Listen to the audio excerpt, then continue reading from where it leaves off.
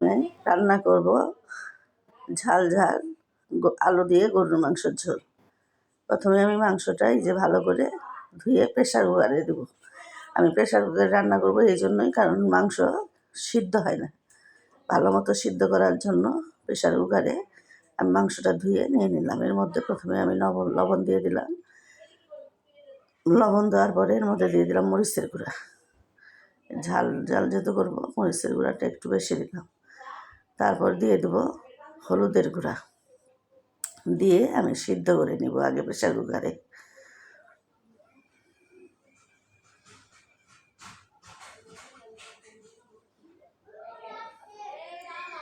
হাত ধুয়ে দিলাম, একটুখানি পানি দিলাম, সামান্য একটু পানি দিছি। দিয়ে এখন প্রেসার কুকারে আমি ভালো মতো একটু নাড়ে দিয়ে ঢাকনা দিয়ে দিব। এখন আমি আর অন্য কোনো মশলা দিব না।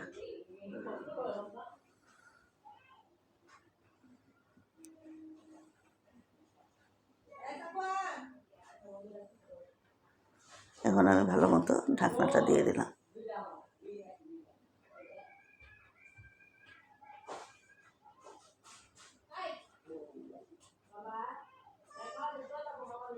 ছয় সাতটা সিজ দেওয়ার পরে আমি প্রেসার কুকারের ঢাকনাটা খুলে ফেলব।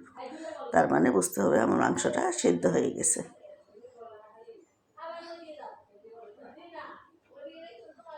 এখন আমি ঢাকনাটা খুলে ফেললাম। মাংসটা আমার ভালো মতো সিদ্ধ হয়ে গেছে।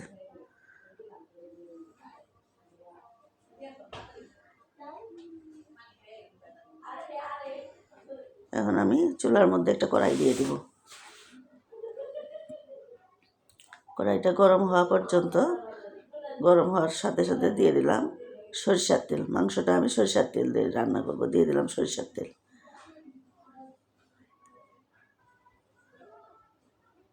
এখন এর মধ্যে দিয়ে দেবো পেঁয়াজ কুচি।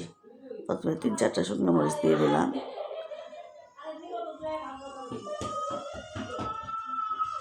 দিয়ে দিলাম পেঁয়াজ কুচি।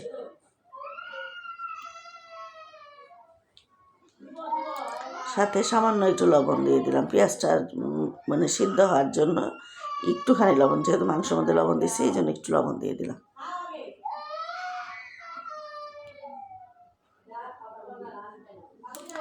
এখন আমি ভালো মতো পেঁয়াজটা আমি ভাজে নেব। সুন্দর মতো পেঁয়াজটা ভাজে নিলাম।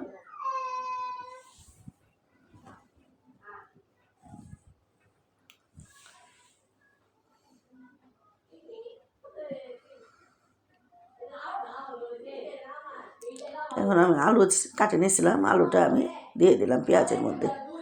দিয়ে এখন আমি আলুটাও একটু ভাজা ভাজা করে নেব।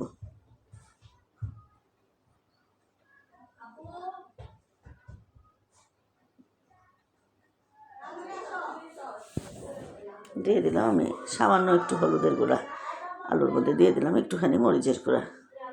দিয়ে এখন ভালো মতো আলুটা আমি ভাজে নেব।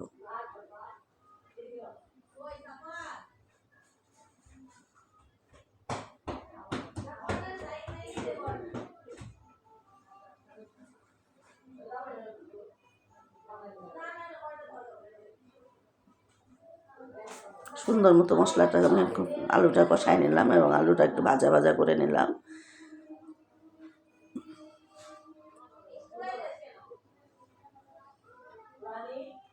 আলুটা আমার মোটামুটি ভাজা হয়ে গেছে।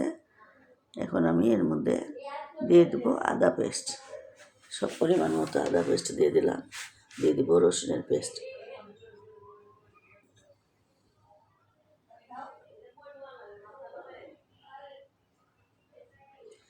এটা ভাজা জিরা আর ধনিয়া একসাথে আমি করে নিচ্ছি। এটা আমি গুঁড়াটা দিয়ে দিলাম 1 চামচ, ছোটো চামচ দিয়ে 1 চামচ ভরা ভরা।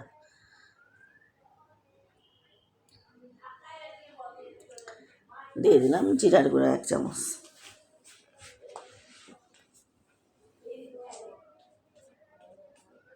দিয়ে দিলাম কয়েকটা কাঁচামরিচ, এলাচ, দারচিনি, তেজপাতা।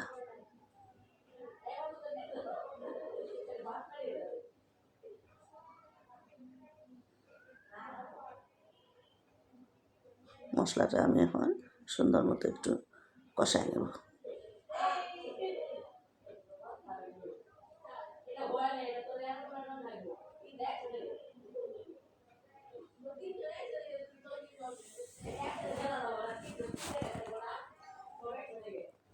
কাঁচা গন্ধটা যাতে না থাকে এই জন্য মশলাটা আমি আস্তে আস্তে করে গ্যাসটা কমাই দিছি, দিয়ে আস্তে আস্তে ভাজা ভাজা করে নিলাম।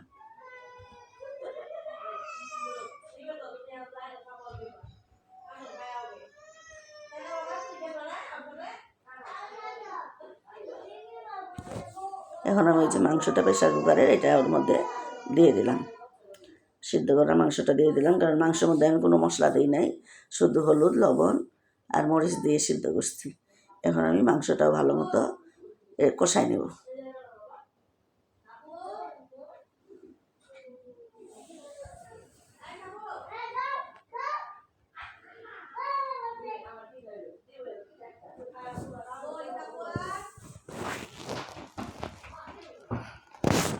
মাংসটা আমার ভালো মতো ভাজা ভাজা করে নিতেছি।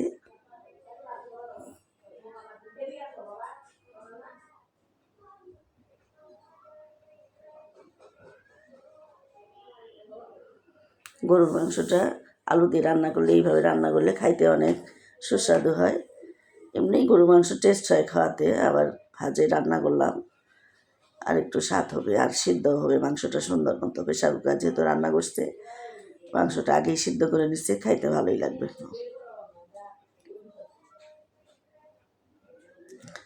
এখন আর একটু আমি মরিচের গুঁড়া এর মধ্যে দিয়ে দিলাম,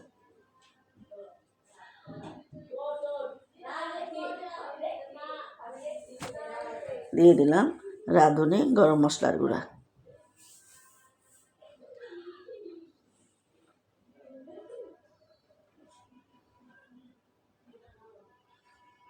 দিয়ে আমি একটু ভালো মতো এখন আবার একটু কষাই নেব।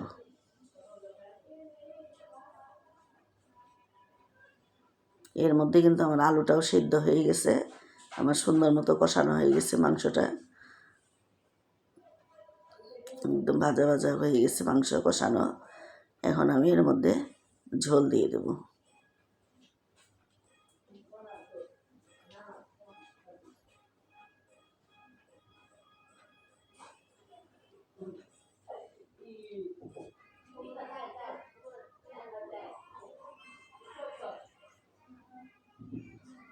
আমি এর মধ্যে গরম পানি দিছি,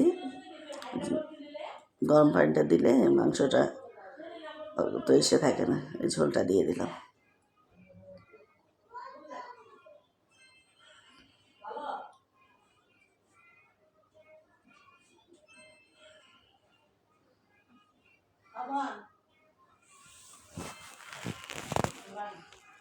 এখন আমি 5 মিনিটের জন্য ঢাকে রাখবো।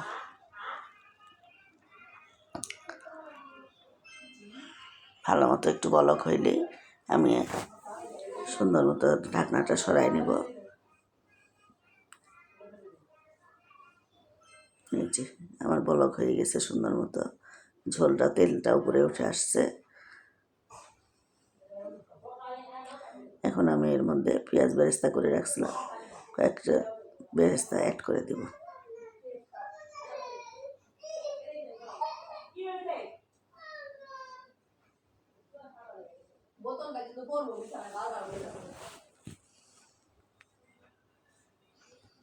হয়ে গেল আমার মজাদার আলু দিয়ে গরুর মাংসর ঝোল।